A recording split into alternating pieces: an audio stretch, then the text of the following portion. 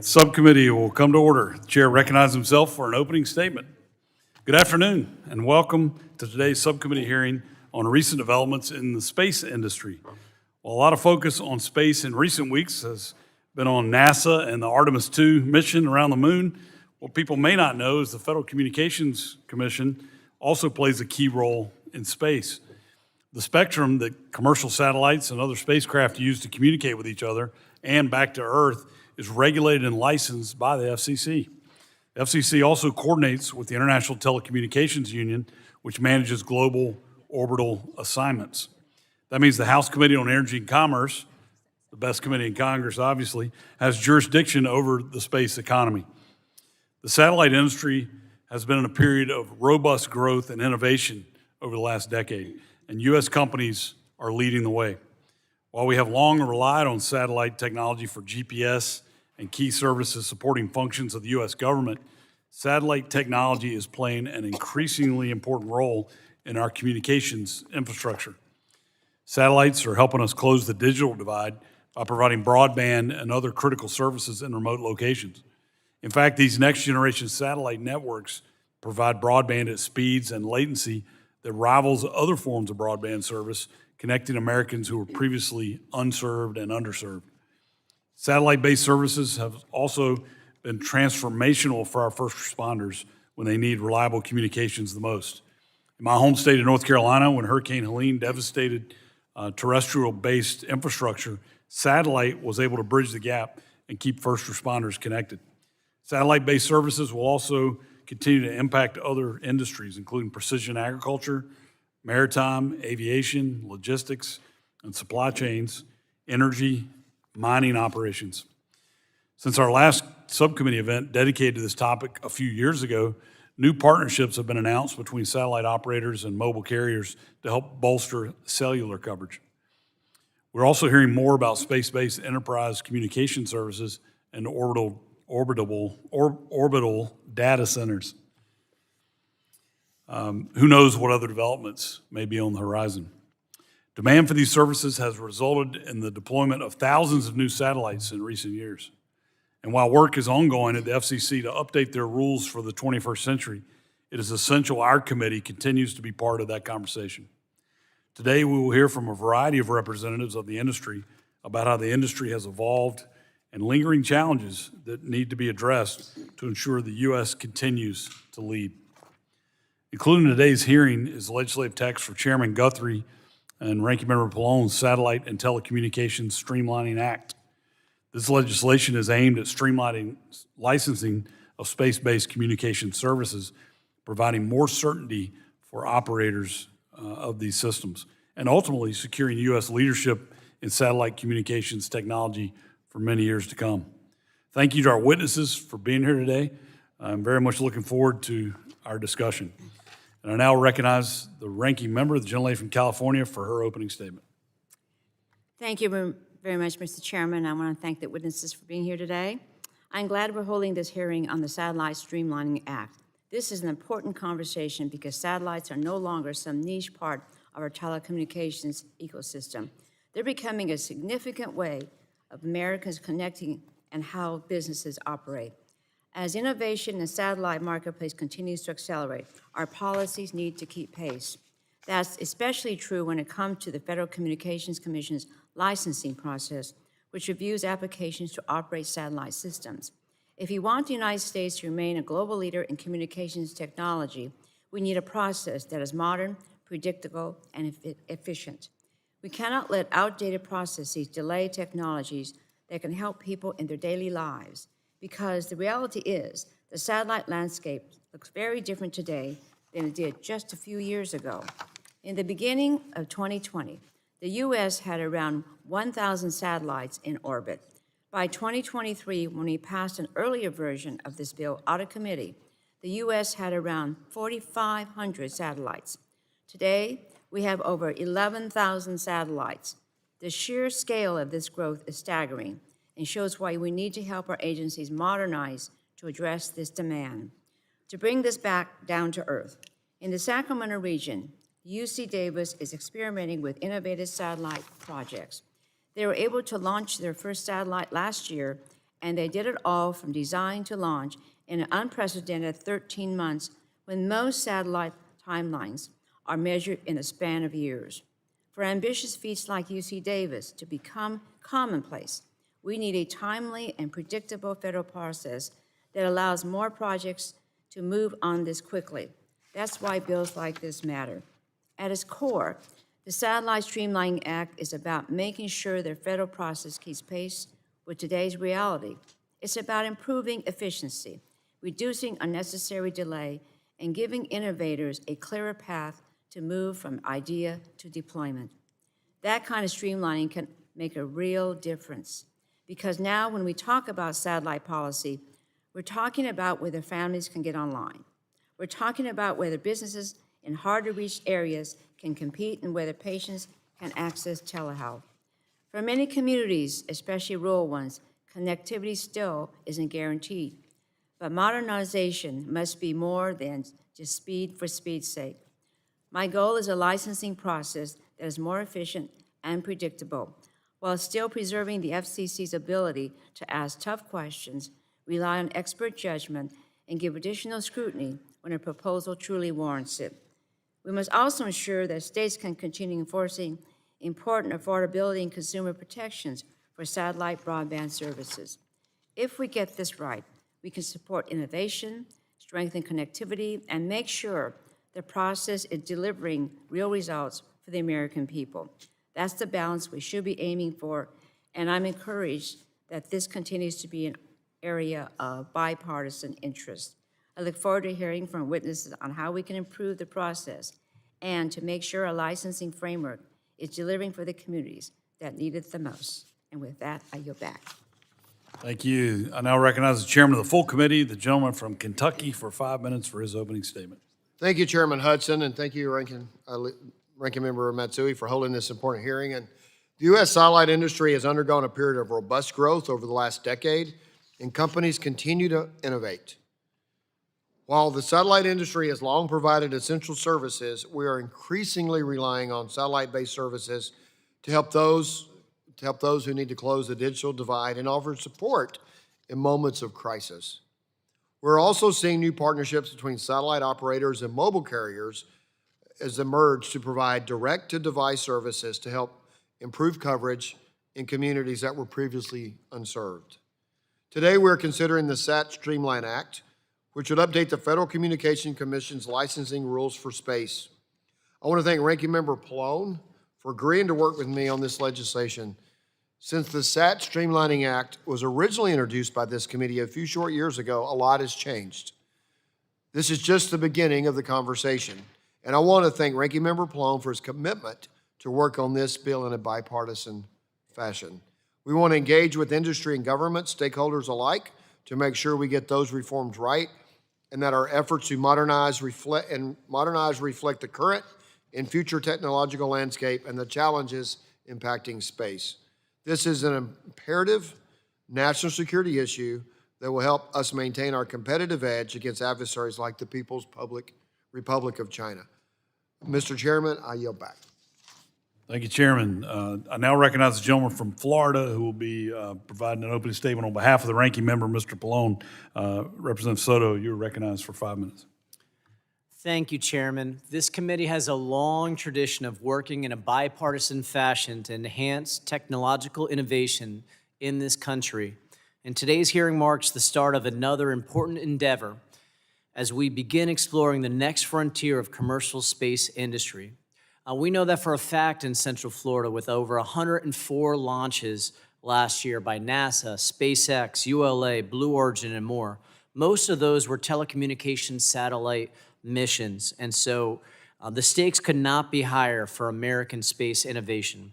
I saw firsthand with the recent Artemis II mission, where several space companies partnered with NASA to ensure the crew had a successful mission around the moon, the first moon mission for most of us in our lifetimes, and to make sure we have significant advancements in the ability of satellites to provide broadband and other critical services to American consumers. And of course, space is top of mind. While these developments are beneficial for many reasons, advancements in satellite communications are especially helpful for those living in areas where other types of technologies haven't been built yet due to geographic considerations and other factors, like in our rural areas. I expect consumers to rely on satellite technology even more in the years to come as wireless carriers and phone manufacturers continue to add this capability to their networks and devices. Fortunately, with this technology, mobile consumers can rest assured that if they find themselves in an area without service, whether it is because of a lack of coverage, the result of a natural disaster, or some other reason, they will continue to have the ability to reach first responders and loved ones during their times of need. This is especially important for consumers as they have come to depend upon mobile connectivity to receive emergency alerts with life-saving information. This additional layer of protection is a welcome sign given that the climate crisis is causing more frequent and severe disasters, especially in my home state of Florida. Resilient communications networks can be the difference between life and death when the unexpected strikes, and satellite systems will be crucial in helping consumers navigate through these challenging moments. There is no doubt that satellites have an important role to play in keeping America safe and secure. So I am glad that we are considering H.R. 8255, the Satellite and Telecommunications Streamlining Act today, a bipartisan bill by Chair Guthrie and Ranking Member Pallone, introduced last week. This legislation would streamline the satellite licensing process at the Federal Communications Commission for certain satellite applications. It responds to the increase in applications for innovative space systems that are being filed with the FCC. To ensure that these systems are built and licensed in the United States, we must have a reasonable and balanced approach to evaluate them. And this legislation provides an important framework for achieving this. By simplifying the satellite licensing process, the SAT Act will accelerate innovation and strengthen the competitiveness of the United States satellite industry on the global stage. And this is imperative because other countries, including our foreign adversaries, are making aggressive moves to dominate the industry. In fact, over the last several years, China's presence in space has grown over 600%, quite simply failing to ensure that the United States remains a market leader in this sector risks our nation falling behind our counterparts across the globe, including China, in producing cutting-edge consumer innovations and fortifying our public safety and national security capabilities. Therefore, I am glad that we have agreed on a bipartisan basis to legislation that will make sure that the American public safely benefits from the space and satellite advancements of today and tomorrow. And I look forward to hearing feedback from today's witnesses and other stakeholders.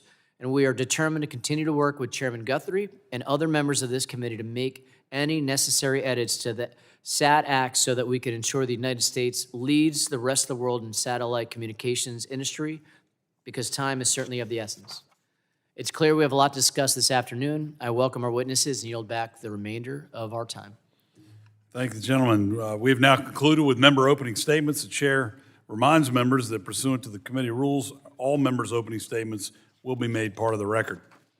We'd like to thank our witnesses for being here today to testify before the subcommittee. Our witnesses will have 5 minutes each to provide an opening statement, which will be followed by a round of questions from members of the committee. The witnesses here before us today are Mr. Tom Stroup, President, Satellite Industry Association, Ms. Kara Leibin Azocar, Vice President of Regulatory and Public Policy, Iridium Communications, and Mr. Shiva Goel, partner of Wiley Rein, and we appreciate all of you for being here, making the time. Mr. Stroup, you are recognized for 5 minutes. Chairman Hudson, Ranking Member Matsui, Chairman Guthrie, distinguished members of the subcommittee, thank you for inviting me to testify before you today. I'm Tom Stroup, the President of the Satellite Industry Association. Satellites are the backbone of modern society. We rely on them for communications, position, navigation, and timing, and remote sensing across the globe. Satellites provide critical services to hundreds of millions of Americans and billions of people around the world every day. With over 14,000 active satellites on orbit today and plans for tens of thousands more through the end of the decade, we are at a time of tremendous innovation and growth in the industry. The scale of this growth over the past decade is without precedent in the history of communications, and it is precisely why congressional attention to licensing modernization is so timely and important. The number of satellites in orbit has grown almost tenfold in the last 10 years, and looking ahead, the pace of growth is set to accelerate further. Operators have announced plans to deploy over 40,000 additional satellites in the next 4 years. In addition, applications have been filed at the FCC for data centers in space for upwards of 1 million or more satellites. This unprecedented growth is why the regulatory framework governing this industry must keep pace. The current licensing regime was not designed for a world in which thousands of satellites are launched in a single year and constellations are replenished on multi-year cycles. SIA applauds the FCC's creation of the Space Bureau to provide additional resources and focus in our industry, as well as its ongoing space modernization for the 21st century proceeding, which proposes to replace the legacy satellite rules with a new framework. Congress can reinforce this progress by signaling its expectation that the FCC finalize a framework that is faster, more predictable, and technology neutral. As the number of satellites in orbit has grown dramatically, so too is the importance of coordinating the safe operation of these satellites and managing the shared environment of low Earth orbit. The Office of Space Commerce within the Department of Commerce is playing an increasingly vital role through its work to develop a civil space situational awareness capability and space traffic management coordination framework for the United States. SIA strongly supports the Office of Space Commerce's mission and encourages Congress to ensure it has the resources and authorities it needs to fulfill its responsibilities. While the U.S. has long led the space sector, China is closing the gap with similar investments in space technologies that will challenge our national security community while also undermining democracy around the globe. China is now actively deploying 2 major LEO broadband constellations that will offer services to developing nations and Chinese allies at below market or subsidized rates. It is critical for Congress to support continued domestic innovation and to avoid regulations that put U.S. providers on an unequal playing field internationally. SIA's members are dedicated to advancing national interests, including the competitiveness of satellite companies in the U.S. and globally, and driving progress for the benefit of all Americans. In furtherance of these goals, we have 5 priorities. First, promote American space innovation through streamlined regulations without unnecessary red tape and bureaucracy. Second, lead standards development internationally. With WRC 27 preparations now underway and 80% of the agenda addressing space services and technologies, the stakes could not be higher. SIA urges Congress to ensure the FCC and executive branch agencies have the resources and direction needed to present a unified pro-innovation position at WRC 27. Third, advance responsible space traffic coordination and advocate for the adoption of similar policies internationally. The Office of Space Commerce's work to develop a modern space traffic coordination framework deserves robust congressional support. Fourth, streamline space system procurement for greater efficiency in government acquisition. And finally, spur development and investment through access to sufficient spectrum resources. The U.S. should ensure sufficient spectrum allocations are available domestically and internationally to support innovative and rapidly growing commercial satellite operations. I appreciate the opportunity to appear before you today on behalf of the satellite industry, and I look forward to your questions. Thank you. Ms. Azocar, you are recognized for 5 minutes for your opening statement. Chairman Hudson, Ranking Member Matsui, Chairman Guthrie, Ranking Member Pallone, and distinguished members of the subcommittee. Thank you for inviting me to testify today about the vibrant space marketplace and the SAT Streamlining Act. My name is Leibin Azocar, and I am the Vice President of Regulatory and Public Policy for Iridium. For decades, Iridium has been a leading American-founded and American-based MSS communications provider, now serving roughly 2.5 million subscribers, including the U.S. government, individuals, and private entities around the world. Iridium's U.S.-licensed second-generation constellation of 66 non-geostationary orbit satellites provides services in the L-band, includes Ka-band feeder links, and satellite-to-satellite crosslinks.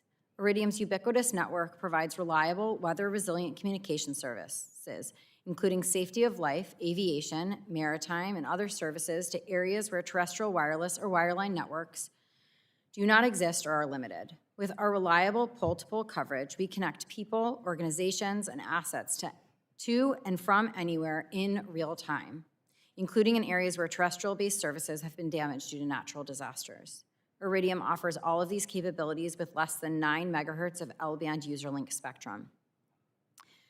Iridium continues to expand by developing new and innovative uses for our network and the next generation of networks to come. For example, Iridium NTN Direct is our new 3GPP standards-based narrowband Internet of Things and direct-to-device service that is set to debut later this year. It will extend the reach of cellular carriers to the entire planet, unlike any other network. Off-the-shelf cellular devices will connect to Iridium's low Earth orbit constellation, providing a standardized solution offering SMS and IoT functionality. Iridium also offers the first truly global low Earth orbit position, navigation, and timing, or PNT solution, providing exceptional reliability and high security with a signal strength that is 1,000 times stronger than GPS. This service is protecting critical infrastructure globally today against GPS jamming, spoofing, and timing disruption. Commercial launch of Iridium's revolutionary ASIC chip is imminent, further enabling support of resilient primary or backup PNT capabilities in an ultra-compact chip that can be easily embedded in GPS-dependent devices. As a global leader in the space industry, Iridium appreciates the role of U.S. global leadership in Space Race 2.0 and welcomes the increasingly competitive space marketplace. To ensure that the satellite industry continues its rapid development of new and more robust offerings, it is essential that laws and regulations facilitate the evolutionary and revolutionary growth of the space industry, not inhibit it. Space is a bipartisan issue. The previous administration created the FCC's Space Bureau and initiated satellite streamlining initiatives. Now, under the leadership of Chairman Carr, the Space Bureau has moved to reduce backlog and develop a comprehensive space modernization proposal. Iridium supports these initiatives. Prioritizing reforms through legislation will further ensure that future FCC administrations remain focused on rapid, carefully crafted decisions that will drive U.S. leadership in the evolving global space economy. Consistent with these views, there are several core priorities that this subcommittee and the FCC should emphasize to fuel competition and advancement in the U.S. space economy. First, ensure that critical mobile satellite services, or MSS, are protected from harmful interference. This requires clear technical protections, coordination obligations, and enforceable compliance mechanisms that preserve high levels of service reliability and continuity. Second, free up additional MSS spectrum where feasible and drive more efficient use of existing MSS allocations. This should be done through technology-neutral rules, modernized service and technical requirements, and streamlined licensing to foster competition, enhance capacity, and improve end-user outcomes. Third, promote future access to satellite spectrum via transparent, predictable, rules-based processes. The FCC should fully evaluate the merits of applications while still providing process certainty and reliability for all operators. And finally, encourage innovation in alternative PNT solutions across all use cases. Market-based mechanisms that prioritize resilience, redundancy, and rapid adoption of new technologies are essential, especially where such use cases implicate national security and public safety objectives. With these priorities in mind, Iridium supports Congress's efforts to modernize space and Earth station licensing to unlock American ingenuity and capabilities. Essential to this effort is ensuring that any change in FCC rules adequately protects operators like Iridium that are already providing valuable services to the American public and to federal stakeholders. Thank you for the opportunity to appear before you today. I look forward to your questions. Thank you. Mr. Goel, you're recognized for 5 minutes for an opening statement. Thank you, Mr. Chairman. Chairman Guthrie, Ranking Member Pallone, Chairman Hudson, Ranking Member Matsui, distinguished members of the subcommittee, my name is Shiva Goel, and I'm a partner at Wiley Rein. Thank you for the opportunity to share my perspectives on this, and thank you to my fellow witnesses as well for their thoughtful input. As a former NTIA Spectrum official and FCC advisor, and as a lawyer who has helped companies, big and small, navigate this approval process, I've been following the effort to modernize and streamline commercial space licensing for years, and with great interest. I strongly believe that what started out as a good government effort to unlock innovation and connect the unconnected has over time taken on even greater strategic importance and has now become a policy imperative that is nothing short of essential to our nation's success. Recent developments suggest that the golden era we thought had just started in commercial space is poised for yet another rebirth. I won't repeat what you've heard from Mr. Stroup and Ms. Azocar about the tremendous things going on in the space industry, but it should suffice to say that we're seeing limits being pushed across the board, whether that's in broadband, direct-to-device, orbital servicing, optical, Earth observation, and many more areas.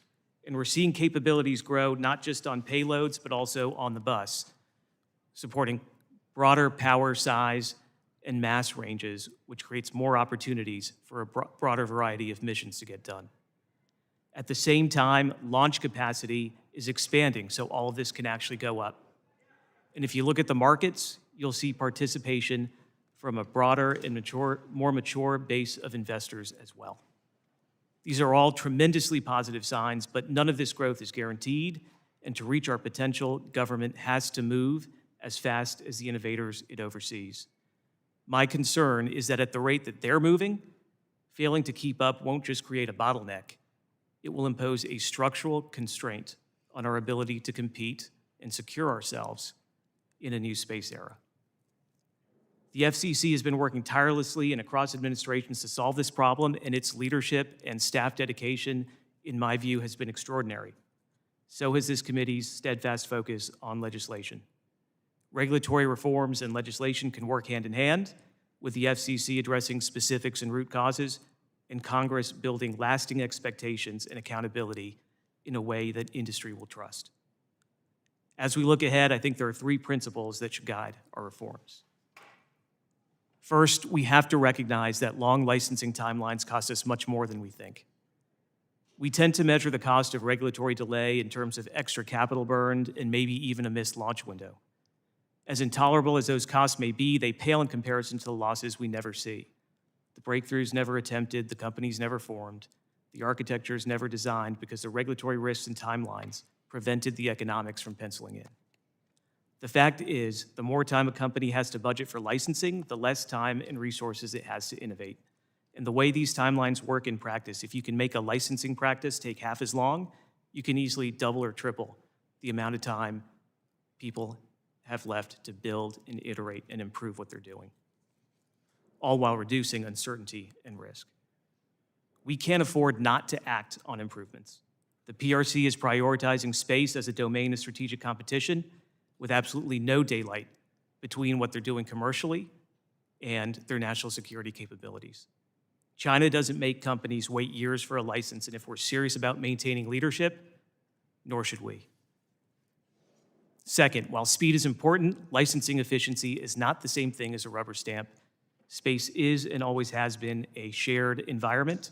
If we want to attract continued investment, we can't just compress the timeline, we have to reach the right result in the end. So we need to leave room for careful technical review, especially in challenging cases, as we reform. Finally, efficient and effective NTIA coordination is essential to modern space licensing. As this body knows, NTIA coordinates commercial requests for spectrum access with federal agencies that use the same or nearby spectrum. That job has always been important, but it's becoming even more so with the growth that we're seeing. For years, space innovators have relied on S-band and X-band frequencies that are heavily used by federal agencies, and we're seeing greater interest in sharing with the feds in higher frequencies as well. At the same time, the U.S. government continues to transition from owning and operating its assets to buying services commercially, which could lead to even more commercial interest in using federal bands. A predictable, efficient framework that expands access and protects federal interests is critical. Thank you again for allowing me to share my thoughts with you, and I look forward to your questions. Thank you. We'll now begin questions, and I'll recognize myself for 5 minutes to ask my questions. I am proud to represent Fort Bragg, call it the home of the Airborne and Special Forces, largest Army base in the world. Ms. Azocar, you mentioned national security interests in your testimony. Can you talk about why it's so important the U.S. has a robust commercial satellite industry, and how does that impact our warfighters and enhance our national security? Is your mic on? I'm not sure. Better? That's better. Thank you for that question, Chairman. Apologies for that. Iridium is a proud partner of the U.S. government. The U.S. government business has been a cornerstone of Iridium's business from the very beginning. And the way that we view it is that our commercial business and our government business go hand in hand. The innovations that occur in our commercial business can be used in our government business, and the innovations that occur in our government business can be used in our commercial business. That has enabled us to grow as a company and to participate in a variety of different missions, including recently Iridium was used on the Artemis mission, which was very exciting for us, in a Somewhere Labs device that was used. We also partner with SDA, and we do their operations and integration, and that has been an expansion based on our experience as a satellite operator for over 25 years. We see our national security mission growing and the solutions that we can provide as growing, and we look forward to partnering with the federal government in that effort. Great, thank you for that. So the Guthrie-Pallone version of the SAT Streamlining Act pairs shot clocks with a provision allowing for tolling of applications and modification requests in certain circumstances. Ms. Azocar, what is the value of tolling, and how can it be constructive in providing certainty in the licensing process while also effectively dealing with the challenges that may arise, such as coordination challenges? A key piece of satellite streamlining and reforming the licensing processes for satellite licenses and earth station licenses is regulatory certainty.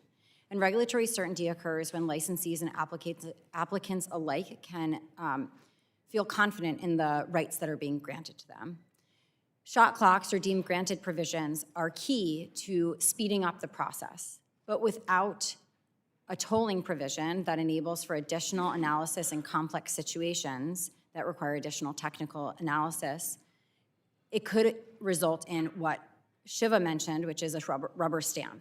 And when an application is rubber stamped, it results in petitions for reconsideration, which results in uncertainty for licensees that have licenses that may conflict with the application, and the applicants that just got a grant can't rely upon it.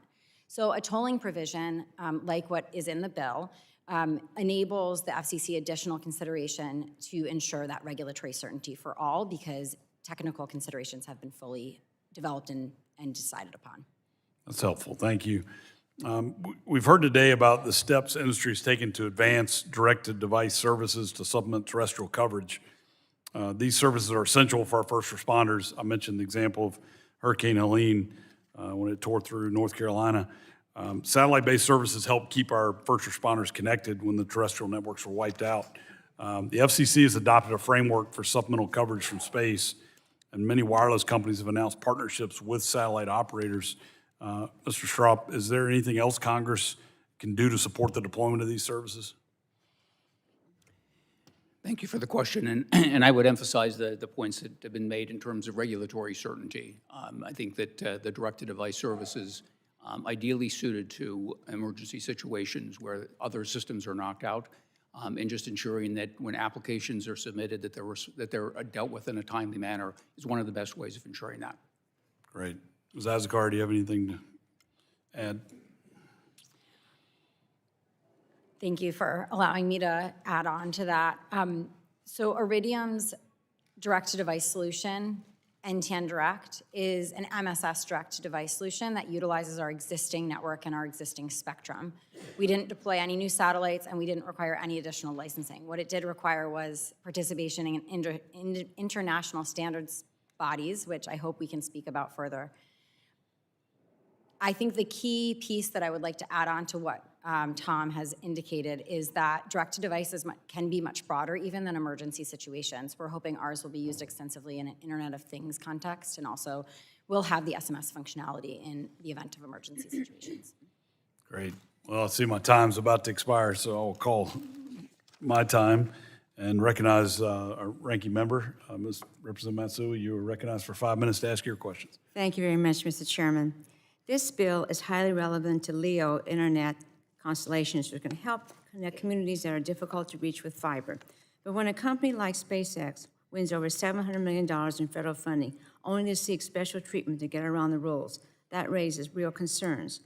Mr. Goel, how can we strengthen this bill to make sure that government at every level, federal and state, have the tools they need to hold satellite broadband providers accountable for delivering affordable, reliable service? Thank you, Ranking Member, for the question. I completely agree with you that affordability is paramount here. The goal cannot be to just grant licenses, and on paper, it's got to be to get as many services out there from as many providers as possible to as many consumers as possible. In my view, the best affordability plans tend to be nationwide plans. That's how you really tackle and solve this problem.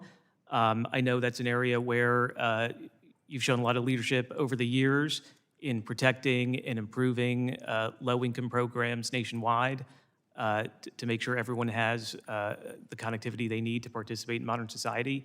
And I think those efforts are extremely important, and thank you for the question. Okay, thank you. We often talk about satellite licensing as a question of speed, but it's also a question of where innovation happens, who gets to compete, and whether the United States stays the place where the next generation satellite systems thrive.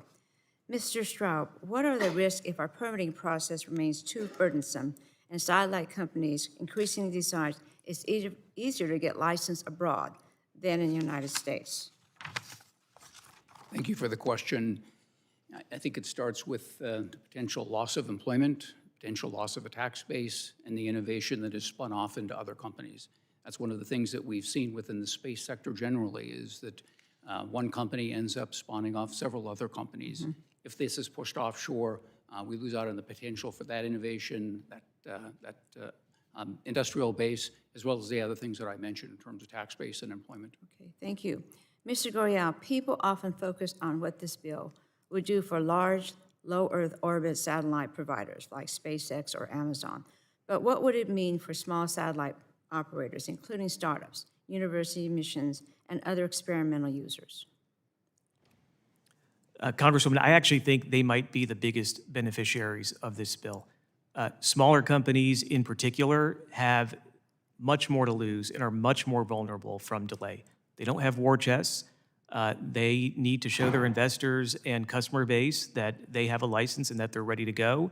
And they also need predictability and certainty about when they're actually going to be able to operate. So I think this is actually quite important for them. I would also add that smaller companies are also the most vulnerable to license denials. And if you had a situation where statutory deadlines were pushing the FCC to act on a complex application that wasn't ready and it just denied an application, I think the big guys could probably survive that. I think some of the small ones would just go away. And that's why I think tolling and some of the flexibility and balance added to this bill are really important from the small provider perspective. Thank you. Thank you. Ms. Azocar, as we modernize the FCC licensing process, what do we need to get right so we move faster without undermining the reliability and interference protections that existing operators and critical services depend on? Thank you, Congresswoman, for the question. I think the key here is to ensure that there are fair, flexible, and stable regulations underlying the licensing process, to ensure that it balances the existing space economy that exists within the United States and the newer entrants that are coming in, to have a more robust U.S. space economy and to succeed in the Space Race 2.0. Okay. The FCC is already severely understaffed, and last year the Space Bureau acknowledged the limited staff resources even as Earth Station applications grew by 72%. And the administration's proposed budget cuts would push staffing down even further. Ms. Azocar, this bill would let some applications be approved automatically if the FCC does not act in time. What safeguards are needed to ensure FCC staff have the necessary information and capacity to review applications quickly and thoroughly? And you've got 15 seconds to answer. Thank you for the question, and thank you for the 10 seconds that I have left to answer. I think I'd like to follow up with you on that discussion. Okay, well, we certainly will do that. Thank you very much. I yield back. Gentlelady yields back. The chair now recognizes the chairman of the full committee, Mr. Guthrie, for 5 minutes to ask your questions. Thanks. So the first question will be for Mr. Stroup. Since the first version of the SAT Streamlining Act was introduced a few short years ago, the FCC has undertaken several initiatives to modernize space, including a notice of proposed rulemaking currently under consideration at the commission that aims to modernize the licensing process. At the same time, the Supreme Court's 2022 decision, EPA versus West Virginia, made clear that major agency actions must be rooted in a statutory authority. Do you think there is, so there's the question, do you think there is value in Congress passing legislation like the SAT Streamlining Act that codifies satellite licensing authority? Yes, thank you for the question, and absolutely. I think that we've seen other instances where the intent of Congress has been questioned, and I don't think that, we testified previously about the importance of stability in the regulatory process, and I think this will help ensure that there's an understanding that the rules that are adopted in the modernization, new rulemaking at the FCC continue into the future. So absolutely. Thank you. So Ms. Azocar, this is for you. How does modernizing the licensing process help make the United States the best place for satellite companies like Iridium to do business? Are there other barriers we should be thinking about as we consider legislation? Thank you, Chairman, for that question. Yes, there are other areas to consider, and streamlining licensing will enable, as I've already mentioned, a fair, flexible, and stable environment for doing business. There is the concern that operators will go elsewhere to license, and in doing so, they will have less regulation in which to operate in space. Space is a complex environment in which to operate, and while it is vast, it is not infinite. We operate in low Earth orbit, which is becoming congested, and we were the victim of a collision in 2009 and have led on space situational awareness and orbital debris mitigation.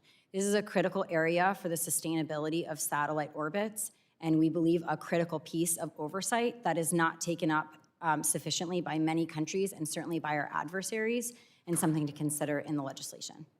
Okay, thank you. And this is also for you and also for Mr. Goel. So switching gears, we've heard a lot about the complicated process of working with the interagency process, particularly when it comes to shared spectrum bands. So these two, I'll ask both questions, let you guys answer. Ms. Azocar, if you go first. So Ms. Azocar, what has been Iridium's experience navigating the interagency process? And are there ways we can improve the coordination? And then for Mr. Goel, do you have any, I'd like for you to add, based on your experiences at FCC and NTIA, kind of answer, is there ways we can improve the coordination with the interagency process? So Ms. Azocar, if you. The interagency process is a critical piece to licensing. It's critical because of the shared use of space that Mr. Goel has mentioned previously, and because of the shared spectrum that exists. Iridium works closely with all of the different agencies to ensure that its operations meet all regulations and standards and technical requirements. And we have had a positive experience in doing so. But I know that others may not have, and Mr. Goel may have a different perspective. Okay, thank you. So your suggestions, Mr. Goel? So I think NTIA, I'm somewhat defensive of my old agency. They do a tremendous job. They work very hard. They try to move things quickly. What I think they could do better and what the whole interagency could do better, well, one is I think people need a front door, especially the smaller companies that everyone's been talking about. They need a front door. They don't know who to reach out to. They don't know how to get guidance on what the process is and what to expect based on other applications that have been filed. There's no body of law that they can sort of look to and say, this type of application in this frequency band tends to get treated by this agency this way, right? That type of information I think could be tremendously helpful. Number two, I think we could add capacity and support to the spectrum officials at the federal agencies themselves. Spectrum officials at federal agencies don't just do spectrum. When they're doing spectrum, they're not just trying to figure out how to give it away, right? There needs to be incentives, priorities, and manpower to make sure that they are prioritizing this work and recognizing that allowing the commercial sector to share frequencies isn't a bad thing. As long as we can protect federal users, it's a great thing for the nation. It could even be a great thing for their agency if they're buying services. Thank you. My time is expiring, and I will yield back to 15 seconds. Thank the gentleman. The chair now recognizes the gentleman from Florida, Mr. Soto, for 5 minutes to ask your questions. Thank you, Chairman. You know, every day Floridians experience having issues with cell phone reception in rural areas, natural disasters out at sea, which is why we're so thrilled that last year we had 104 launches from Cape Canaveral. mostly launching telecom satellites. We saw SpaceX lead the charge with over 10,281 satellites through Starlink, with 42,000 approved. Blue Origin with Kuiper, 239 satellites with a planned 3,236, and many other operators. And we welcome more competition into this, which is why I got to work on what Dr. Dunn, the Launch Communications Act, which we passed last term, that helped streamline FCC permits for launches. And now we need to help streamline satellite licensing at the FCC as well, which is why the SAT Act is so important. Mr. Stroup, how would you describe the holdup to our constituents on barriers to satellite licensing coming online? I'm sorry, could you repeat the question? How would you describe the barriers, administrative barriers to satellites becoming licensed at the FCC? I think that the time that it has taken previously to address to work on the applications. I mean, I certainly give the FCC credit, as noted before. There were approximately 64,000 applications pending at the time that the Space Bureau was created, and the FCC has done a tremendous job of dealing with the backlog. But that doesn't address the workload that is coming on a going forward basis. And I think that the Streamlining Act addresses many of those. And I think that the modernization NPRM rulemaking will also help address those. So the regulatory streamlining is important, but we also probably need more folks there to help process these, you think, right? I am absolutely supportive of additional resources for the FCC, especially within the Space Bureau. Sure. Ms. Azocar, I know you mentioned safety. That's something I was going to bring up. You know, satellites do crash into each other sometimes, so we do want to make sure that we do get these applications right. You had mentioned about adversaries, right? We have control over our own satellites, maybe coordination with our allies. I wanted you to elaborate on things we could do to ensure we don't have crashes with satellites of our adversaries. What could we be doing better? Thank you, Congressman. Orbital debris mitigation and space safety is critical to the stability of the U.S. space economy and the international space economy. Orbital debris mitigation requires the sharing of data of the locations of the satellites so that space situational awareness can be used for what are called conjunctions, or the movement of satellites away from other objects. When we were collided with in 2009, it was due to a rogue Russian satellite that had not been properly deorbited. And we led the charge on the reasoning for that was because the data about that had not been properly shared with us in a timely manner. We led the charge on working with our federal partners in gathering and sharing data about our systems with other operators within the United States. And we believe that a federal system for space situational awareness is critical to the stability of the U.S. space economy. Absolutely, and we also have to work internationally, right? Because some of these are different countries that are our adversaries.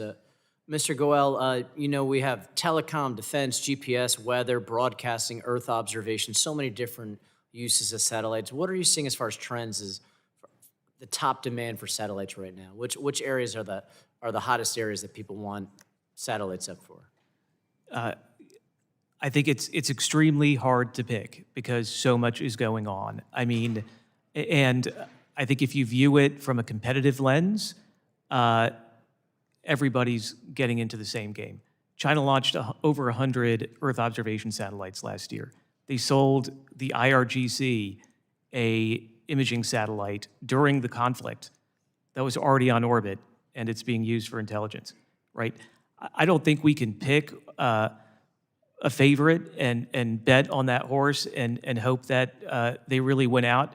We need to be pushing on everything, from D to D to broadband to imaging, the whole 9 yards, because everybody else in the world sure is doing it too. Sure, that's helpful. So across the board, we're seeing high demand for all these different types of satellites. Yes. Okay. Thanks, and I yield back. Thank the gentleman. The chair now recognizes the vice chair of the subcommittee, Representative from Georgia, Mr. Allen, for 5 minutes for your questions. Thank you, Chairman Hudson, for holding this hearing, and I want to thank witnesses for being here to testify and your expertise. As Chairman Hudson outlined, Hurricane Helene wreaked havoc in Georgia's 12th district, causing significant damage to our communications infrastructure, leaving our residents unable to call for help, check in with family to let them know they were safe, and in many cases made it impossible to receive helpful updates about available resources and services. I remember our first press conference, and the director of disaster management was talking about the shelters and food and water, and that they were located in various places. And someone asked the question, well, how do we know where they are? He said, go to our website. We had no website.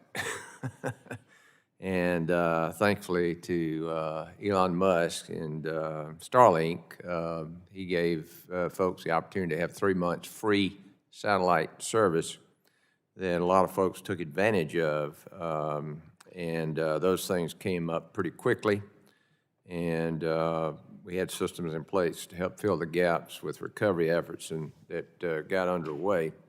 But basically, power-wise, we were down 10 days in most places, in some places 3 weeks in rural areas. Mr. Stroup, are there any barriers to further expanding these services? And what would those barriers be? There are a couple restraining factors that I would note. And as Ms. Azocar noted, there are a couple different ways of providing direct-to-device services. One is using MSS spectrum, and the other is partnering with mobile terrestrial carriers to utilize their spectrum. Being able to negotiate those agreements and ensure that they're providing service and not causing interference to adjacent systems, not necessarily something that's driven by the regulatory process, but is something that is time-consuming in being able to provide service. So that is one that I would note. Mr. Goel, do you have any further thing to add about any barriers to further expanding these services?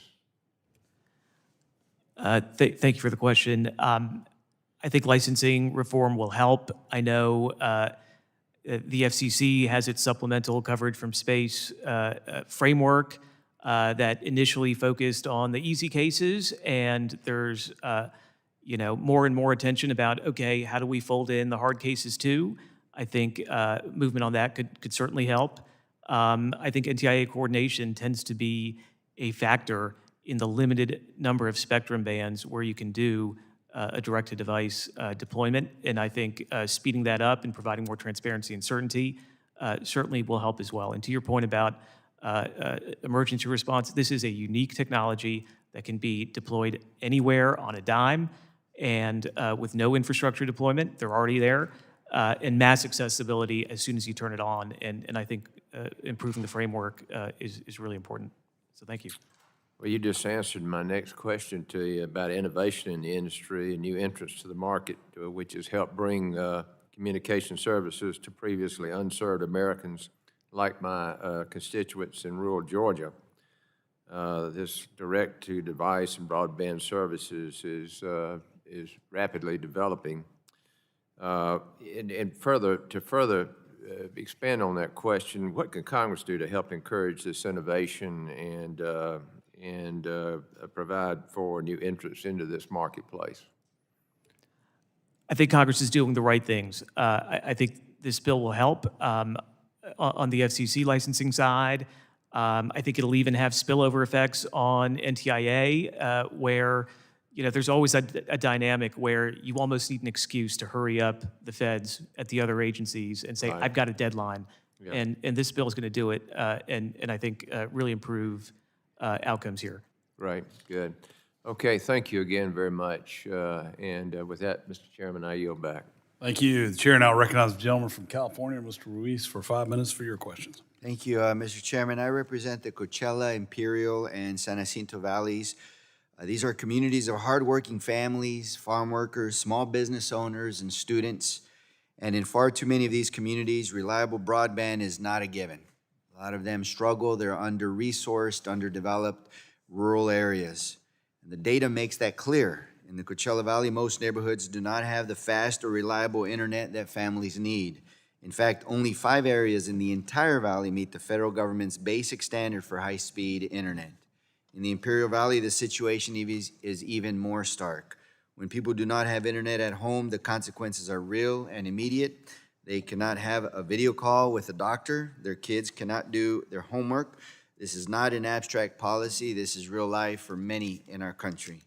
Statewide, low-income and Latino households have seen virtually no gains in broadband access since 2019. In communities like mine, too many families are still being left behind. The FCC's own 2024 competition report confirmed we are entering a new space age, one where satellite partnerships can reach places terrestrial infrastructure simply can't.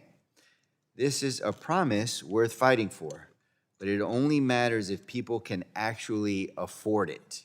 The communities I represent cannot pay premium prices for connectivity that wealthier zip codes get from the ground. So as we streamline this licensing process, I want to make sure we are not simply accelerating a market that leaves rural and low-income Americans behind. Mr. Stroup, as we lower regulatory barriers to entry and grow this market, what specific mechanisms exist today or should exist to ensure that rural and underserved communities actually see lower prices, not just expanded service footprints on a map? Thank you. Thank you for the question. And I have a particular interest in the point that you're making, having grown up in rural North Dakota, understanding that there are areas of the country that are just not going to receive broadband service unless it is provided by satellite companies. Just given the tremendous amount of capacity that's been deployed, the increase in the number of companies that are providing satellite-based broadband services, pretty much everybody in the country is going to have access to multiple broadband service providers. Access only exists if it's affordable. It can be there, but if people can't afford it, they don't have access to it. So what are some mechanisms that we can ensure affordability in acquiring this satellite broadband? I agree completely, and I believe that it's providing some form of subsidies for those who are unable to afford the service. Satellite broadband service starts at approximately $50 a month today. There are multiple companies that are providing that service. In some instances, the terminals are provided at no charge, but I absolutely understand that there are some people that are not able to afford that, and providing some form of subsidy, I think, would be the way of ensuring that they do have not only access, but actual broadband service. Ms. Azocar, Iridium has long operated in some of the most remote and connectivity-deprived regions.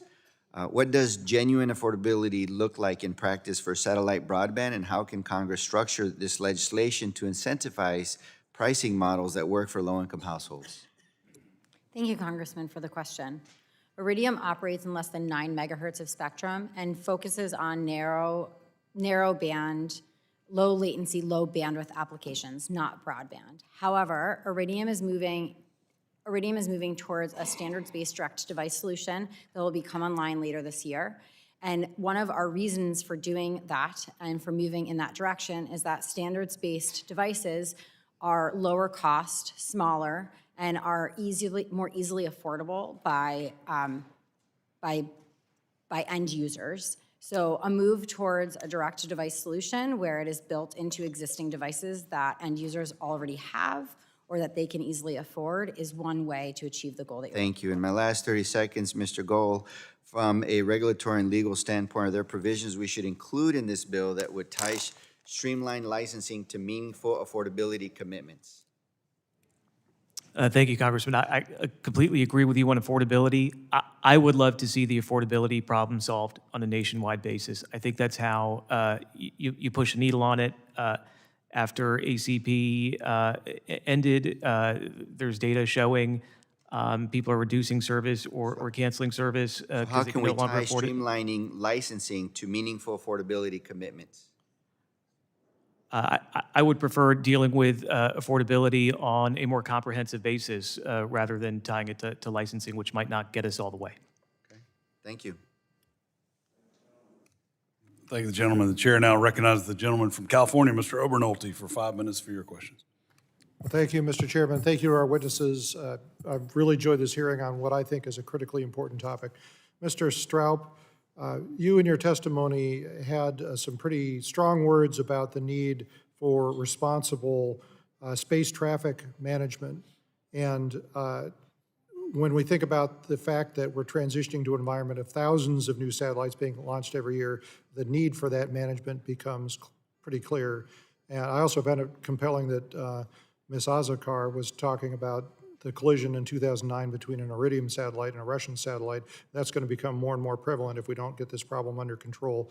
Obviously, we're going to have a growing need for the Office of Space Commerce to take up some of the slack there, but it's been pointed out that this is going to require international cooperation because we're not the only ones who are launching satellites. So could you walk us through how you see that problem being solved and where the different responsibilities are going to lie when we do get it solved? Yes, thank you for the question, and it's an extremely important issue.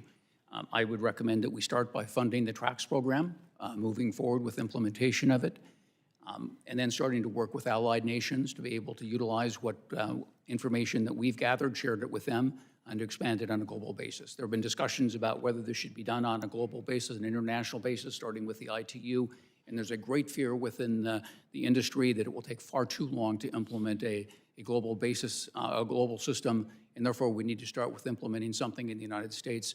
We spent over 10 years trying to identify which civil agency was going to take on this role. Fortunately, we've identified the Office of Space Commerce as the one to do so, but in order for them to be successful, we need to fund the TRACS program.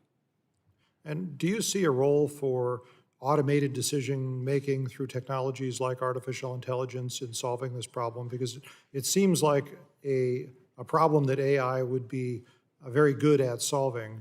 And obviously, you'd prefer to solve the problem ahead of time, but if you had an autonomous system that was continuously monitoring it, you might be able to avert a collision at the last second if, that it occurred through a human error. Is that something that might be possible? I think there's absolutely a role for AI to be able to help address the issue. Some of the conjunctions can be addressed by onboard decisions within spacecraft, but ultimately we need to know where each of the different objects in space are. Thank you. Mr. Goel, I was really interested in the different principles that you laid out in your testimony, and two of the principles in particular are principles that were echoed by other members here of the panel. The frustration with long licensing timelines, and you had some pretty poignant examples of the consequences of those licensing timelines, but you also highlighted the need to leave room for careful technical review, particularly as the use of these satellite technologies becomes more diverse. But, I mean, obviously those two ideas are in tension. We can't complain simultaneously about needing to do a more detailed technical review. At the same time, we're complaining about the fact that the licensing timelines are too long. So how do we balance the need to do both of those things at the same time? Thank you, Congressman. I take the point, and I think balance is the right word and is hard to achieve. The bill as drafted now has tolling provisions which allow the FCC under some circumstances to extend the timeline and places accountability checks on the FCC's ability to extend so they can't just do it willy-nilly. I think that's the right approach. Most market participants can look at this bill and say, I'm still going to get a license in time. It might not be 12 months if I'm proposing something really novel, but even if there's an extension, there are limits on it. So, but achieving that is critical because what's the alternative, right? If the FCC can't pull the trigger because something's too complicated, they haven't run the traps, they're going to deny applications. And, I don't think that helps anybody. I think it's particularly damaging to smaller companies whose investors, whose customers are suddenly going to say the FCC isn't buying what you're selling. So there's got to be that balance. And, I think tolling and similar safety valves are the way to go. Right. Well, I agree with you. I also think that if we examine the reason for the long licensing timelines now, the reason why those timelines are unreasonably long is not that there is a too thorough technical review going on. So I do think that there's room there to accomplish both of those goals, but I appreciate your perspective. I see my time's expired. I yield back, Mr. Chairman. Thank the gentleman. Chair now recognizes the gentleman from California, Mr. Peters, for 5 minutes to ask your question. Thank you very much, Mr. Chairman, for calling this important hearing. The SAT Streamlining Act is a bipartisan proposal that aims to standardize the regulatory review process and prevent unnecessary licensing delays in the satellite sector, which supports vital services from GPS and weather forecasting to secure military communications. The reforms in this bill will help ensure continued American innovation, industry investment, and U.S. leadership in the global space economy. In the last few years, China's satellite presence has grown over 600% after the Chinese government identified satellite broadband as one of its top priorities and dedicated significant investment to this sector. If we in America want to keep pace with China, it's critical we reform our licensing processes and equip U.S. companies with the tools they need to compete on the global stage. Mr. Goel, in your testimony, you described a regulatory bottleneck.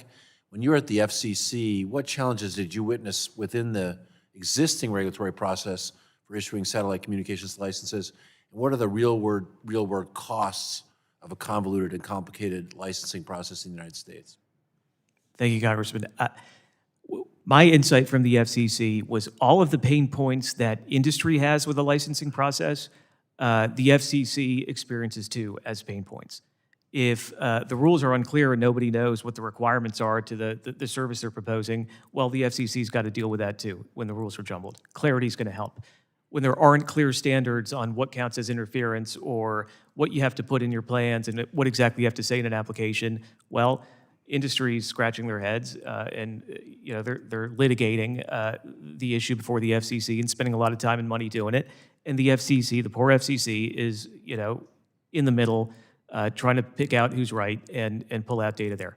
So this is what contributed to just-in-time licensing, a practice that I think the FCC is trying to move away from and ought to do quickly, but it's very much a slowdown.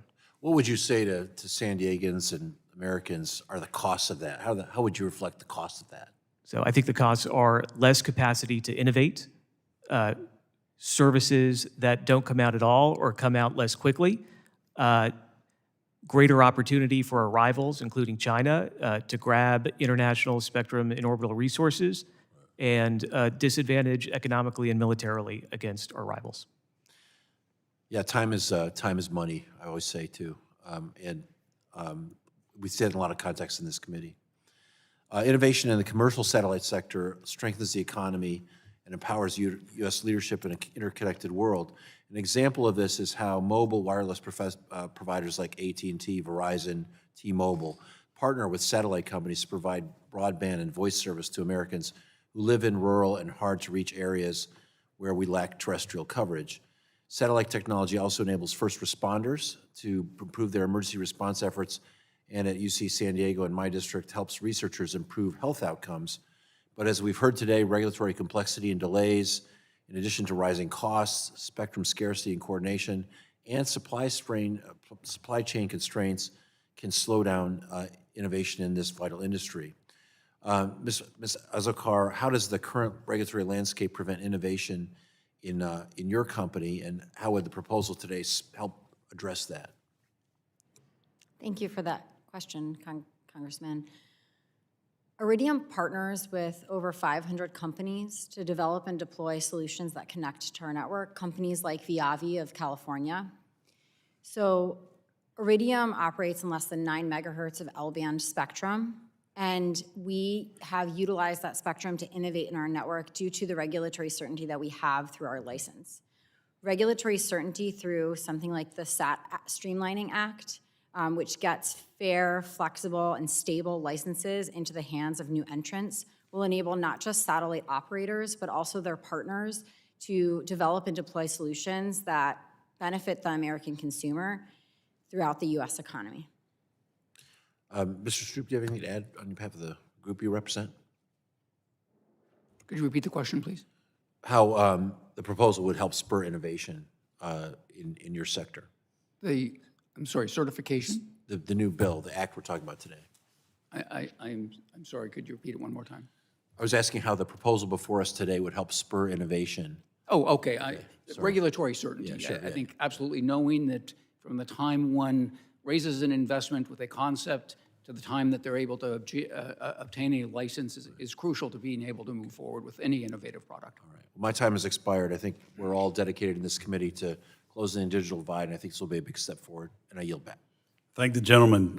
Unfortunately, votes have been called. We are got 4 minutes left on the first of 3 votes, so I'll ask the indulgence of our witnesses.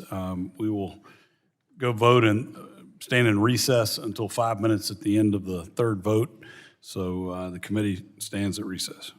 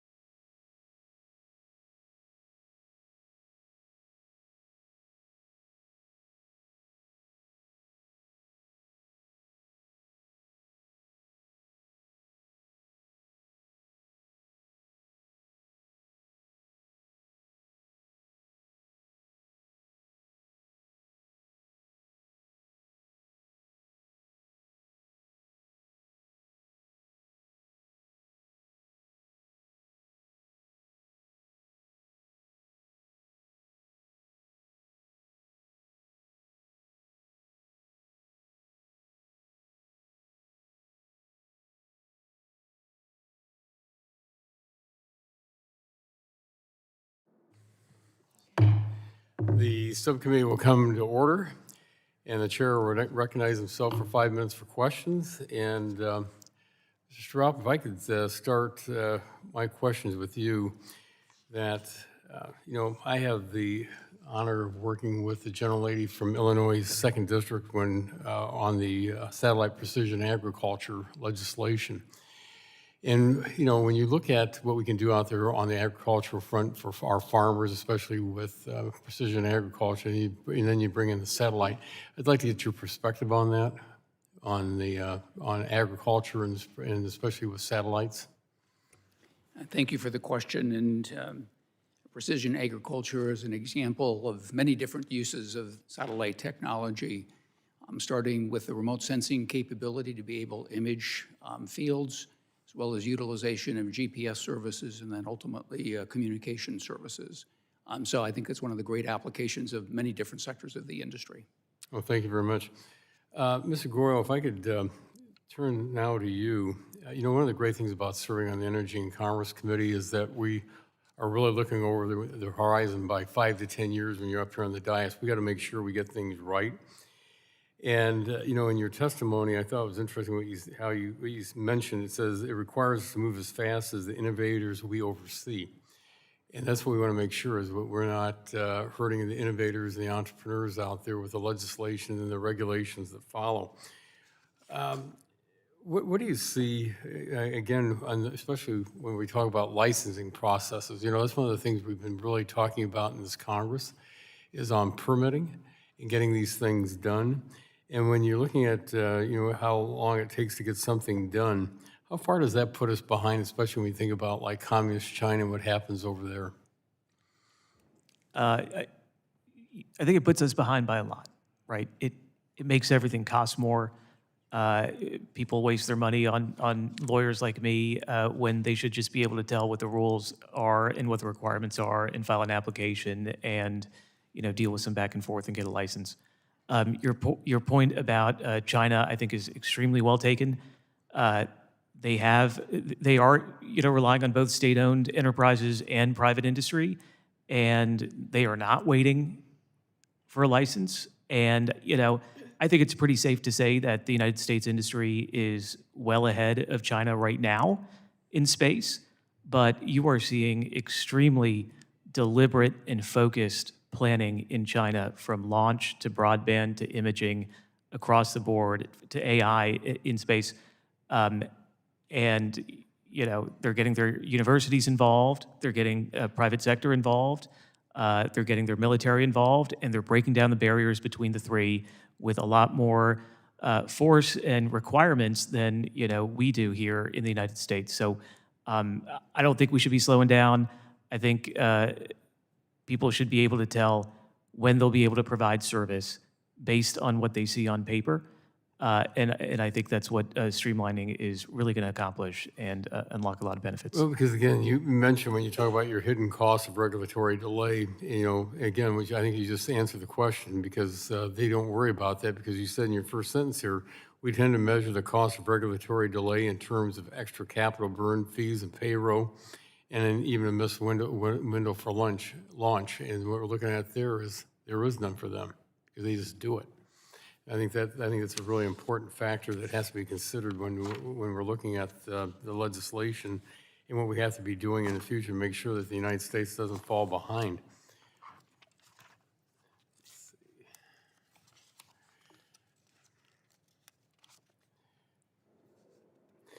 And if I could go back to you, Mr. Stroup, when you say, and we just heard from Mr. Goel, that we were seeing that the U.S. has long led the space sector, but China's closing that gap. How fast are they closing the gap? Could you repeat the question, please? Well, how fast is China closing that gap with the United States? And I only got 35 seconds left. I think, as noted in my testimony, with respect to broadband services, rapidly. They've got 2 constellations that are already in the process of launching, soon to be deploying most likely subsidized service throughout the world. Certainly with respect to launch, they're the second, the country with the second most launches. I think that the United States has an advantage with respect to innovation, but as noted by Mr. Goel, they have the ability to be able to deploy tremendous resources in an effort to catch up. Well, thank you very much. My time has expired, and I yield back. The chair now recognizes the gentlelady from Illinois' 2nd District for 5 minutes for questions. Thank you, Mr. Chair and Ranking Member, for holding this afternoon's hearing, and thanks to our witnesses for participating and your patience. The satellite industry is evolving, and the stakes for rural America are real. In my district alone, there are 4,500 farms. The majority of them are family-owned, and they are the backbone of our food supply. Ensuring they have access to the latest agricultural technology is just not an economic priority. It is a food security priority. That is why I introduced, alongside Rep. Latta, the Bipartisan Precision Agriculture Satellite Connectivity Act to help our farmers maximize yield, efficiency, and profitability through satellite-enabled precision agricultural tools. But that innovation is only possible if we have a licensing process that can keep pace. A slow or cumbersome FCC process does not just create backlog, it pushes investment and jobs overseas and leaves our rural communities waiting longer for the connectivities they need. Mr. Stroup? You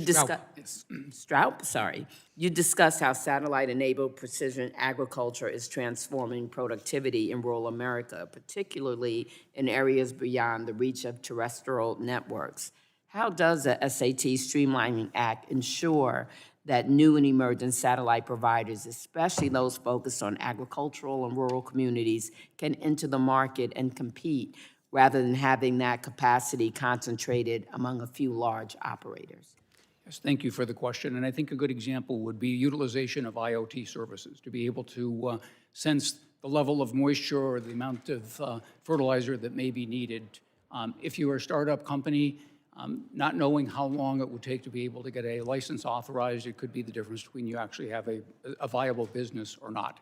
The Satellite Streamlining Act should be able to address that by setting a time frame and some certainty for new entrants into the industry to be able to raise the capital, deploy the equipment, deploy their services, and ultimately provide service to farmers. Thank you. Mr. Goel, you have highlighted the high regulatory costs for a small satellite company and that uncertain licensing timelines can effectively erase innovation by discouraging startups before they even get off the ground. What specific reforms in the SAT Streamlining Act would most directly reduce those barriers to entry for new and smaller satellite companies? Thank you, Congresswoman. I think it's the combination of certain time periods for reviewing a license with the safety valve for license applications that are very complicated. If you're a startup, you can look at the provisions in the Act and you can see what the FCC is doing in parallel with modernization. And you can say, this is how long it's going to take for me to get a license. And you can look at it and say, if I'm playing by the rules and I have a reasonable proposal, I'm not going to have my license denied, which the FCC tends not to do and generally prefers not to do, but would be under pressure to do if it was under shot clocks without a safety valve. And so I think those two provisions in parallel could really help startups. Thank you. And with that, I yield back. Thank you, gentlelady. Now recognize the gentleman from Ohio, Mr. Landsman, for 5 minutes for your question. Thank you, Mr. Chair. I appreciate all of you for being here. It's a good bill. Both the United States and the Chinese have launched a ton of satellite capacity, and the bill clarifies, and I think in a very important way, the licensing processes at the FCC, takes into account the national security concerns, and like banning Chinese company market access to the United States and creating stricter foreign ownership review process, I think you see or hear here bipartisan support for the bill. I had a couple of questions, and anyone can answer this, but maybe Ms. Azocar. It's like sugar in Spanish, but yeah, with an O. Sorry. Either everyone can, but I was thinking about you. What is the what are some things that we in the FCC should be doing to ensure space-based communications are redundant and resilient? Yeah. Okay. Yes. Yeah. Thank you for that question, Congressman. And I just want to note that Iridium has a partner in Ohio called Saffron that we're very happy to partner with. And so we have a bit of a presence there.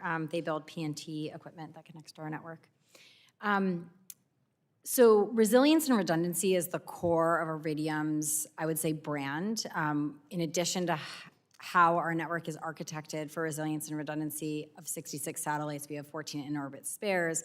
We have multiple ground systems when we really only need 1 or 2, and we have multiple lines of fiber from each of those ground systems.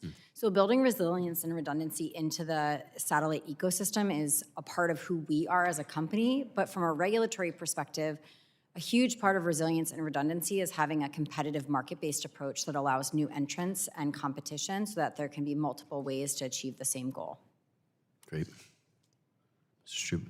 Yeah, thank you. I would add that having a healthy industry with capabilities at multi-orbits is one of the ways of being able to ensure redundancy and resiliency.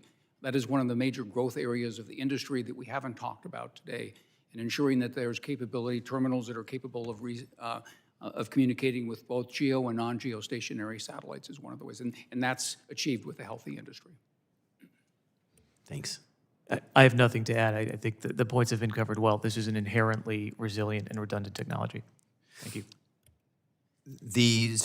When talking about the satellite capacity, to the extent that any of you can talk about this in an unclassified setting, what capabilities do China and Russia possess, to your knowledge, that we don't or we should be working on?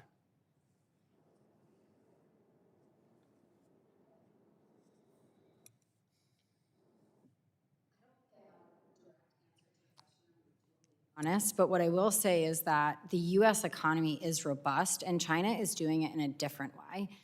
China is funding its own actors, and it is deploying systems in a risky way that doesn't collaborate sufficiently internationally. I think the ways that the U.S. government can support the U.S. space economy is to provide a voice for the U.S. companies, like an American company like Iridium, on the international stage, such as at the WRC and at 3GPP standards-setting bodies. And while I don't have an example of a way that China is beating us at this time, without that type of support, we would be concerned that we could be in that position. Great, thank you. One thing that I would note that is publicly available is utilization of maneuverable spacecraft in both geo and non-geostationary orbits. There have been stories that have been published about the capabilities that the Chinese have deployed. They are potential dual use, but definitely have implications for security purposes. Got it. And look, this is not a specific capability, but one thing China has been very good at in our telecom history has been exporting their ecosystems to places around the world. Yeah. We've seen that with GPS and the Baidu system. We've seen that with Huawei and ZTE terrestrially when we took our foot off the gas. Got it. Thank you all very much, and I yield back. Thank you. And the chair would like to welcome in the gallery Christian Kurth, who's a senior at Langley High School in McLean, Virginia. His father, Tim, some of you may know, was chief counsel on this subcommittee. So welcome, Christian. Glad to have you with us. At this time, the chair will recognize the gentleman from Louisiana, Mr. Carter, for 5 minutes. Thank you, Mr. Chairman, and thank you for the witnesses joining us here today. Satellite technology is constantly evolving, and the United States must remain at the forefront of this critical infrastructure. I represent Southeast Louisiana, where we're no stranger to hurricanes and to other devastating natural disasters. Satellites provide early warning and accurate forecast, as well as vital connectivity for first responders and residents. These systems enable communities to prepare for natural disasters and respond more effectively during recovery efforts. Last year, I was vocal in my opposition to the Trump administration's plans to cut crucial hurricane forecasting satellite data, a decision that would have been disastrous if they had followed through. We must continue to fund and support innovations in satellite technologies because I've seen firsthand how reliable systems and connectivity save lives. This is why legislation like the Satellite and Telecommunications Streamlining Act is so critical. By responsibly modernizing the satellite approval process, we can accelerate innovation and deploy advanced satellite technology faster while ensuring our communities are equipped with the most advanced tools in times of crisis, in times of need, in times of challenge. These are not just things to say. This is real. These are people's lives. Mr. Stroup, I was proud to introduce Next Generation 911 Act with Chair Hudson that modernizes our emergency alert system. How can satellite infrastructure expand access to 911 in underserved areas as well as a backup for emergency communication networks? Yes, thank you for the question and your leadership on this issue. I'm starting with the second part of your question first. I think that satellites have the ability to provide a backup for 911 systems. There are thousands of fiber cuts per year in this country. Some of them have impacted 911 systems, and so I think that satellites have the ability to be able to provide the backup. Also, there's clearly the communication capability with direct-to-device services. When systems go down, often satellites, because their infrastructure is in space, are the only means of being able to communicate. And I think that's really one of the best means that the satellite industry can help address the ability to call 911 when there is no other system available. Would you all agree that the notion that we would get rid of satellites in forecasting, that we would remove satellites from NOAA and getting rid of current agencies that forecast and give us the idea of where storms may come, where the strength, that is not good, sound policy? I think that satellites are crucial to be able to provide weather forecasting. Much of the information that is gathered is only capable of being gathered from space. And so I absolutely am supportive of continuing to fund. Thank you. Ms. Azocar?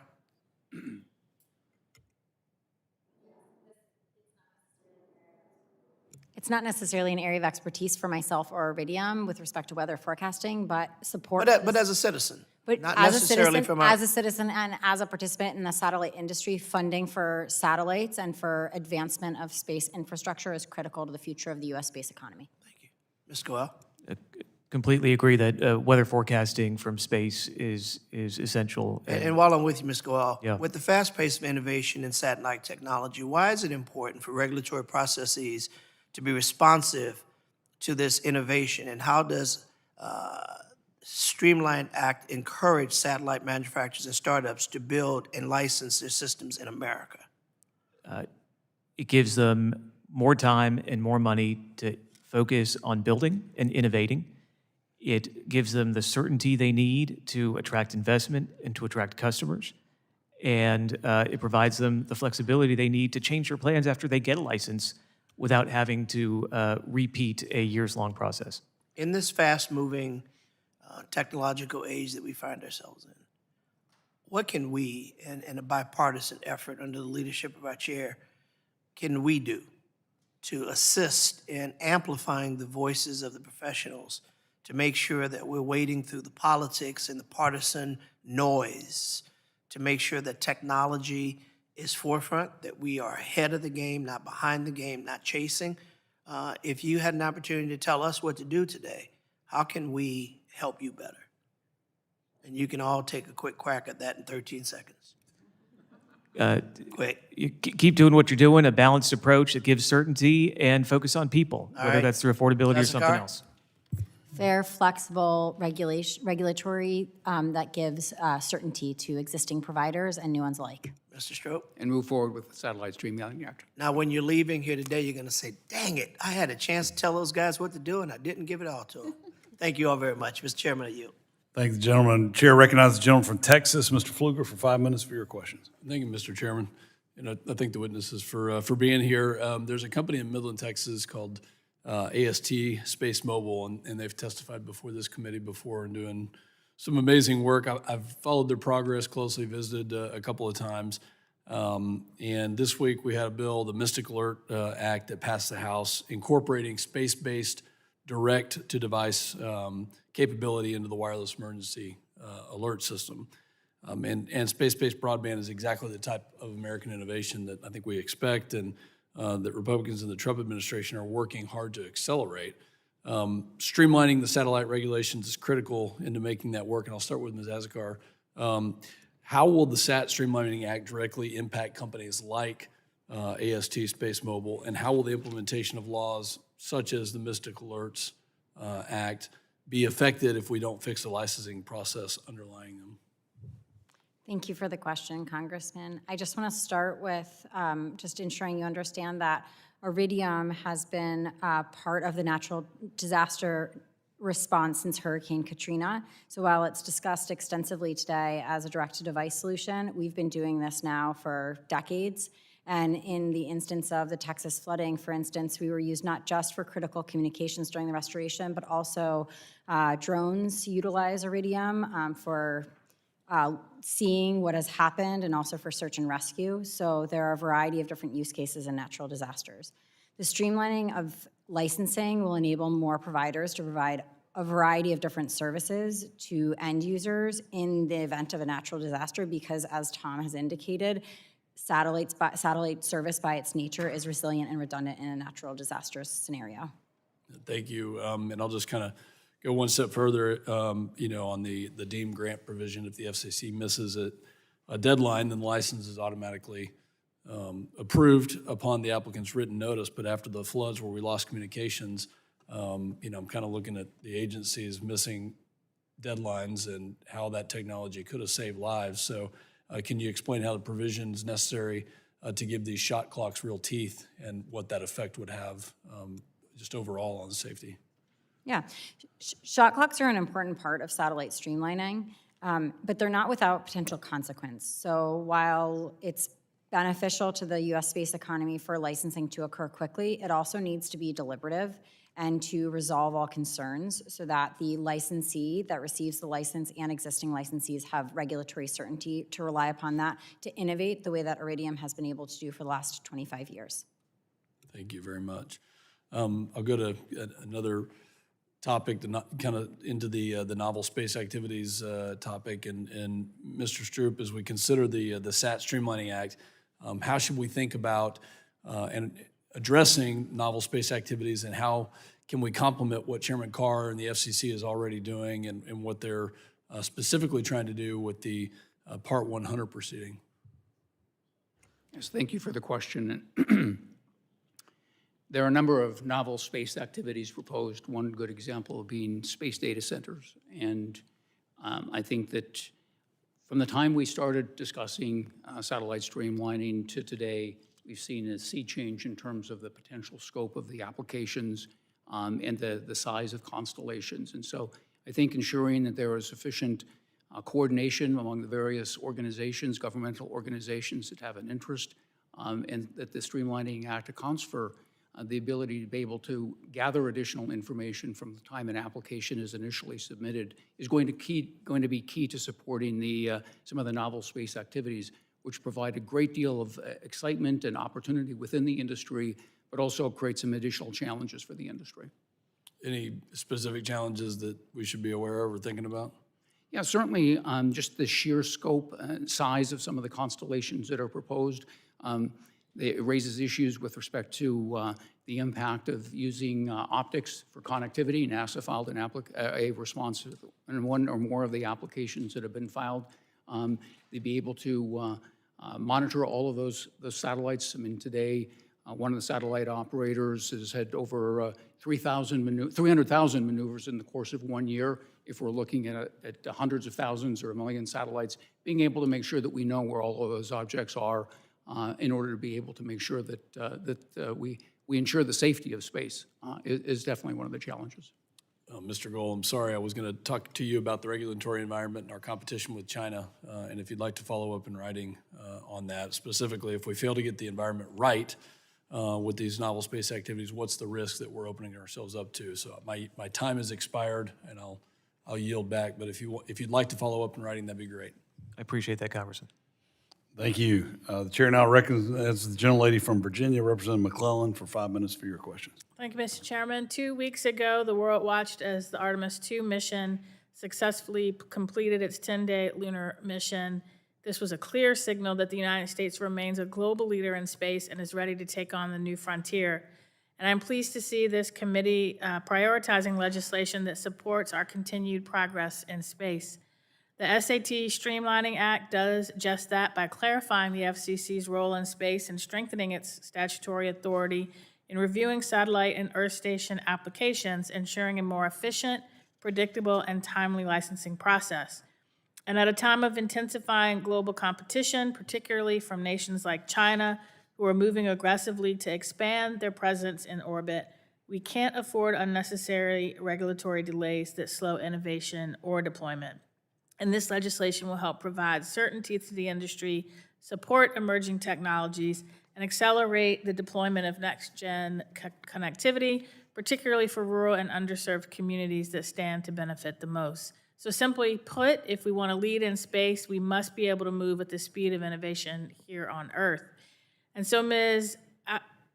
Actually, you said it, and I messed it up already. Azocar? Yes. Ranking Member Doris Matsui raised concerns about reduced staffing at the FCC and proposed budget cuts that could further strain the agency's capacity, but we didn't fully explore that issue. So can you walk us through what specific safeguards are needed to ensure that the FCC has the workforce, technical expertise, and resources to review and act on applications both quickly and thoroughly? And what are the risks to innovation, deployment timelines, and U.S. competitiveness if those constraints are not addressed? Thank you, Congresswoman, for that question. And since you mentioned Artemis and you're from Virginia, we are a proud Virginia-based company with 3 offices now there and having expanded a lot there within Virginia that also participated in the Artemis mission. Somewhere Labs had a device that was used in the NASA capsule recovery team. So I just want to make sure you're aware of those pieces. But in terms of the resources at the FCC, reviewing applications is a resource-intensive process, and space is complex. We operate as a mobile satellite service provider, but there's fixed satellite service, there's geostationary, non-geostationary, there's LEO, MEO, the acronyms never end, and having sufficient resources to process applications is critical to the speed. So we share your concern about ensuring that the FCC has the resources to do so. Thank you. And Mr. Goel, I'm pleased to see that the FCC is working to increase the speed at which it processes space and Earth station licensing. And unfortunately, it doesn't seem to be enough, and you might need more intervention. I appreciate the work that Ranking Member Pallone and Chairman Guthrie are putting in to this legislation, and these dual tracks should send a clear signal to the industry that both Congress and the FCC recognize the urgency of this issue. Can you elaborate on how these 2 tracks work in tandem and how the SAT Streamlining Act will offer clear statutory authority to assist the FCC in its rulemaking process? Thank you, Congresswoman. I think the legislation, the legislative piece is actually really important. It creates incentives for the FCC to really put streamlining at the top of the agenda and to compress those timelines as much as possible and to actually address the root causes. And what you'll see is this FCC, to its credit and to the credit of staff, didn't just tinker around the edges. They said, we are going to replace this entire rule part with an entirely new rule part. And I think the message sent from Congress helped with that. I would also say if you look through the Communications Act today, you will scarcely see the mention of the world's satellite in space, given how much the FCC is doing in this area. In this environment, in this administrative law environment, it is never a bad idea to give the agency some cover when it's being engaged this much in a topic that the statute doesn't really talk about. And the last thing I would mention is legislation is enduring. Space is hot right now, to be casual about it. It's popular, it's trendy, but it's also an industry where you make long-lived investments. Legislation tells the industry that 5 years from now, 10 years from now, even if you're not as popular as you are today, you're still going to get the same treatment from the FCC and you're going to get your licenses through. So thank you. So you point on one of the very reasons I've been pushing so hard for us to modernize the Telecom Act as quickly as possible. So thank you for that. And I don't have time for a question for you, Mr. Stroup, but I will submit some for the record because I don't want you to feel left out. With that, I yield back. Thank you. The chair now recognizes the gentlelady from Florida, Representative Kamick, for 5 minutes to ask your question. Thank you, Mr. Chairman. And my apologies for rolling in hot. I had a munchkin in tow. So we'll start with, I know, you, Mr. She's welcome anytime. You know what? She's probably more productive than most members up here. So I'm going to start with you, Mr. Is it Goel? Goel, yeah. Goel. I tend to mess that up. I apologize. Perfectly okay, thank you. Well, thank you. So you had noted earlier, and when I was watching, that regulatory delays don't just slow innovation, but they can actually prevent it from happening at all. We know that the regulatory environment strangles the life out of basically every industry, and this is no exception. So given that China is aggressively advancing its satellite capabilities and filing for spectrum internationally, how urgent is it that we streamline our licensing processes, and what specific risks, and I want you to detail that very carefully, do we face if we fail to keep pace? I think the urgency, it's extremely urgent. You know, we've had a lot of discussion at this hearing about China being on its heels, about a very broad-based push by the Chinese to develop and expand their space-based capabilities. And we are seeing militarily, whether it's in the Iran conflict or whether it was in the war in Ukraine, about just how critical satellite connectivity and satellite and space-based services are to our national security.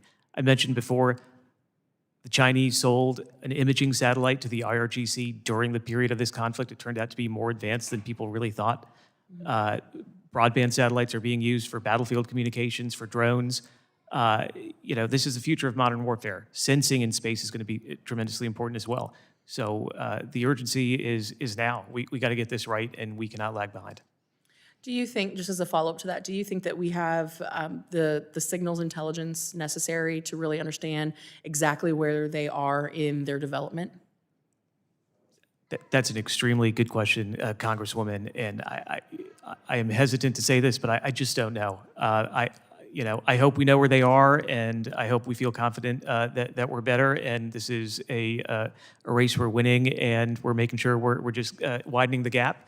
But to tell you the truth, I just don't know. Well, and I think you'd agree with me that hope is not a strategy, and to your point, we definitely need a strategy to make sure that we are keeping pace. Of course. Absolutely.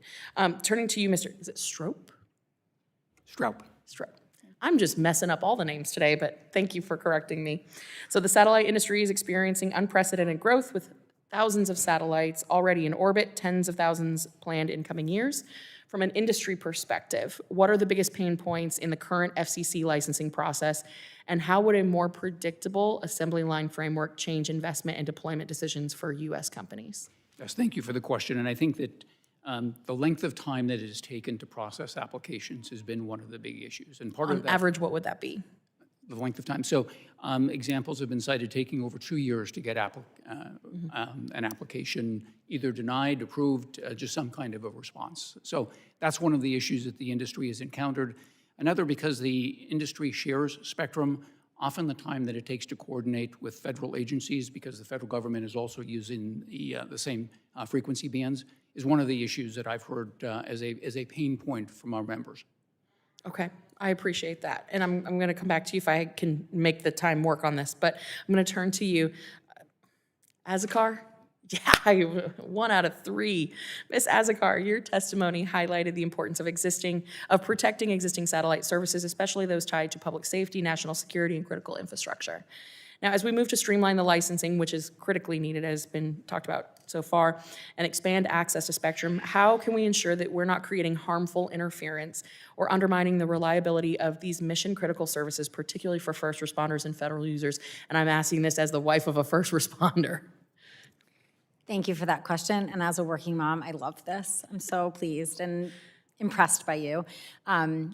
So in terms of protecting existing operators that provide safety of life communications, Iridium prides itself on a near 99.99% availability everywhere in the globe, pole to pole. And we have Global Maritime Distress Service. We're the only American company that provides that. We provide aviation safety services, safety of life services, and natural disasters. So interference to us means safety of life. Protecting from harmful interference necessitates proper process at the FCC. While we agree that proper process must be quick and rapid and meet the needs of the growing U.S. space economy. It also needs to have sufficient technical analysis to ensure that harmful interference doesn't occur to existing operators and users, which requires involvement by federal agencies and by technical experts. I appreciate that. Thank you. I believe my time is over, so I'll submit the remainder of my questions for the record. With that, I yield, Mr. Chairman. Thank you. Thank you. Chair now recognizes the gentlelady from North Dakota, Ms. Fedorchak, for 5 minutes for your question. Thank you all. I appreciate your expertise and the time you're spending with us today, and thank you for organizing this great hearing, Mr. Chairman. I have questions for all three of you, so I hope to get through them all. Starting with you, Mr. Goel. Is it Goel or Goel? Goel. Goel. All right. You've argued that regulatory delay can prevent ideas from ever becoming commercialized. In a global race, particularly with China moving aggressively in this space, what is the real cost of these lost ideas? And then are we already seeing companies or innovation shift overseas because of our regulatory delays and timelines? I think those are great questions. I think the cost is this, right? When we're looking at it vis-a-vis China, if we can get this right, we'll have more services brought to market quicker and less opportunity for China to secure scarce spectrum and orbital resources globally, which we know they're trying to do.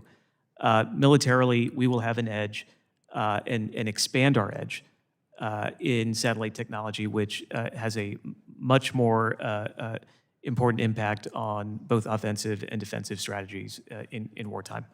And we will have greater opportunity to make sure it is trusted and friendly and hopefully US-based ecosystems that are being trusted around the world before China tries to export their own. I think those are the biggest benefits that we'll see. And in terms of, is this already happening? I mean, I think the answer is yes. I'm not revealing client confidences, but I've had clients come to me with ideas. They're trying to break the mold. It doesn't fit exactly within regulation. And you have to tell them honestly what the timeline and the road to approval could look like and how fraught it is. And then sometimes you don't hear back on that idea ever again. Mm-hmm. So I think this is happening. And once the space is lost, can we get it back? I think that would be very difficult. Ms. Azocar, you've talked, Iridium operates globally using a relatively small amount of spectrum. What lessons did that offer for spectrum policy more broadly, and are there regulatory barriers preventing more efficient use of spectrum?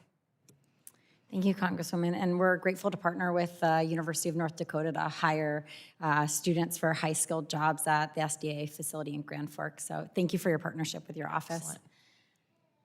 Iridium uses a small amount of spectrum, as you note, and we do a lot with it. We have 2.5 million subscribers and many lines of business, and we are innovating regularly to add on position, navigation, and time, and NTN Direct. The lesson there for us is, NTN Direct is our direct-to-device solution. The lesson there for us is that the regulatory stability and certainty in the license that was granted to us by the FCC as an American-based and American licensed company has enabled us to innovate. And that has required ongoing conversations with the FCC about whether new solutions that are coming to market require modifications to our license and also protections from interference when new applications come into play that could interfere with us. So having flexible licenses that are granted quickly is going to be the correct balance to enable others to use spectrum efficiently. But we would also take additional spectrum to do more if it was available. Yeah, very good, as I'm sure many others would as well. Okay, finally, Mr. Stroup, the FCC is moving toward a more streamlined assembly line model for approvals. What does that actually look like in practice for companies filing applications, and where does it succeed, or where could it fall short? Thank you for the question, and thank you for an opportunity to testify before a fellow North Dakota graduate. North Dakota Green. So the idea is to be able to rapidly change the licensing process. The system was established for a limited number of applications filed per year, typically for geostationary satellites. And the assembly line is intended to be just exactly what how it's characterized.